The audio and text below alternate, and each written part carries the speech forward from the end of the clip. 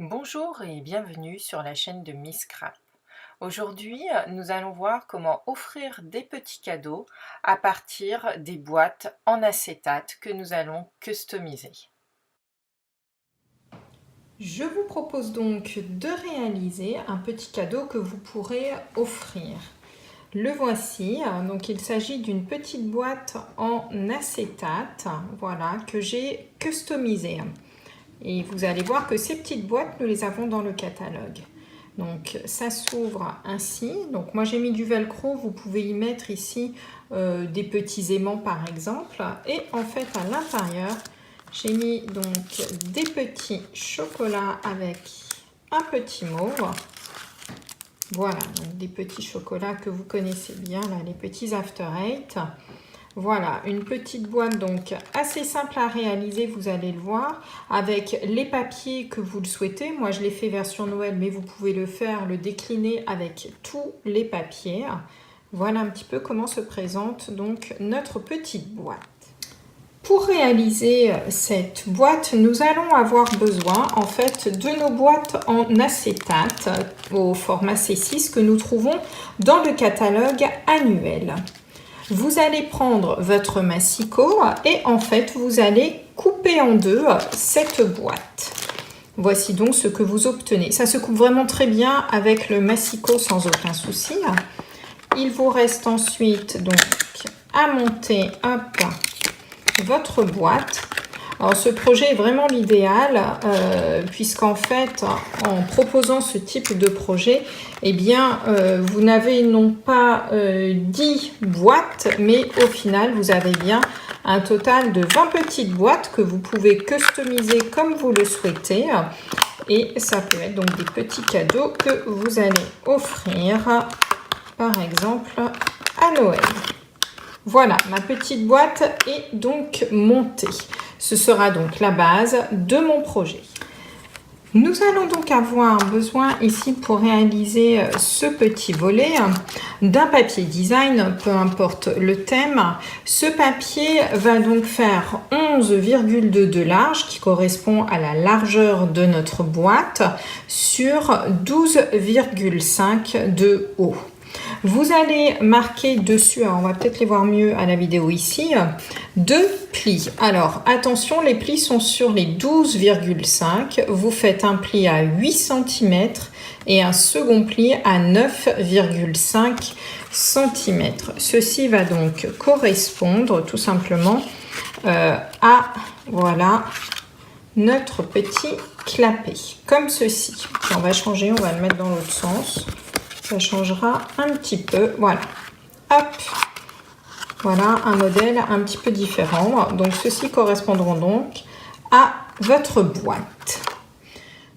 Nous avons donc besoin de 3 morceaux de papier rouge. Un morceau ici de 10 par 7,5 qui va correspondre dans mon modèle en fait à la petite carte que vous glisserez à l'intérieur.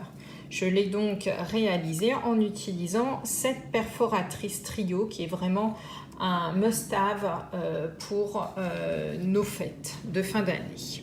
Nous avons donc réalisé la petite carte qui viendra se glisser à l'intérieur. Nous avons besoin ensuite de 2 autres morceaux. Ils font tous les deux 11,2, ce qui correspond à la largeur de notre papier ici. Un des morceaux va donc faire 2,5 et le second morceau va faire 3,5.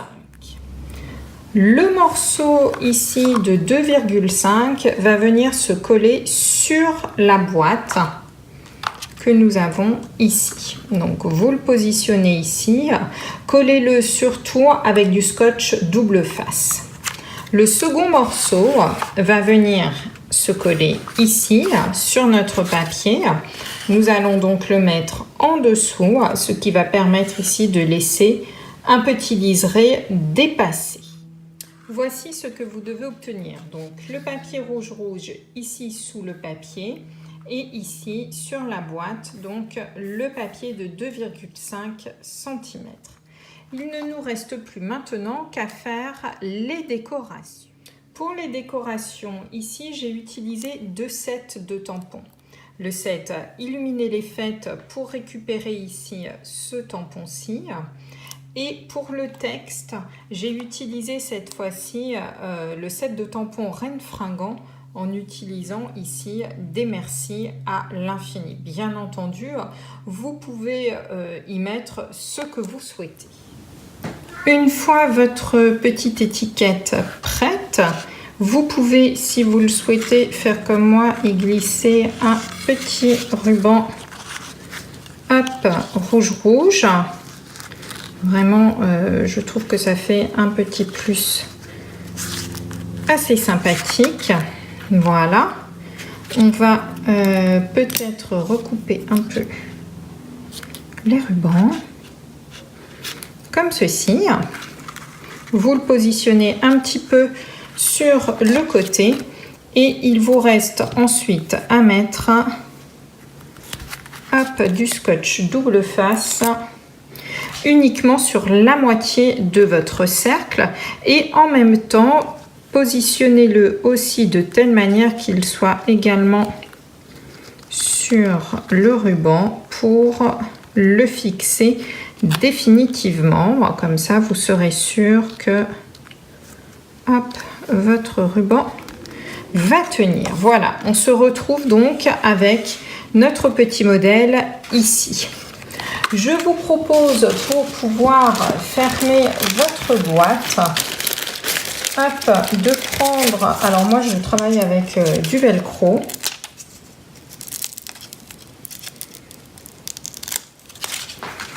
Donc vous le positionnez en dessous. Voilà. Vous prenez ensuite votre petite boîte. Vous positionnez bien donc votre papier dans le fond. Et une fois que vous êtes bien, voilà. Ce qui fait qu'ici, votre petit velcro va se retrouver où il faut et votre papier ne bougera pas. Je vous propose maintenant ici de réaliser les petites décorations. Pour réaliser nos décorations, je vous propose de travailler avec notre papier couleur champagne et les petites décorations viennent notamment des framelits qui vont avec le set de tampons Reine Fringant dans lequel nous retrouvons ici donc ces petites volutes. L'astuce, bien entendu, pour coller correctement ces petites choses qui sont vraiment très très fines, c'est de positionner ici derrière votre papier avec lequel vous allez travailler, tout simplement un petit bout de feuille adhésive polyvalente. Ces feuilles adhésives se présentent comme ceci. Voilà, elles sont vendues en demi-feuille. Vous positionnez votre morceau et vous le découpez. Ce qui fait qu'en fait, vos formes, lorsqu'elles seront découpées, vont se présenter tout simplement avec un autocollant directement dans le fond, ce qui est très pratique pour ce genre de petites volutes toutes fines.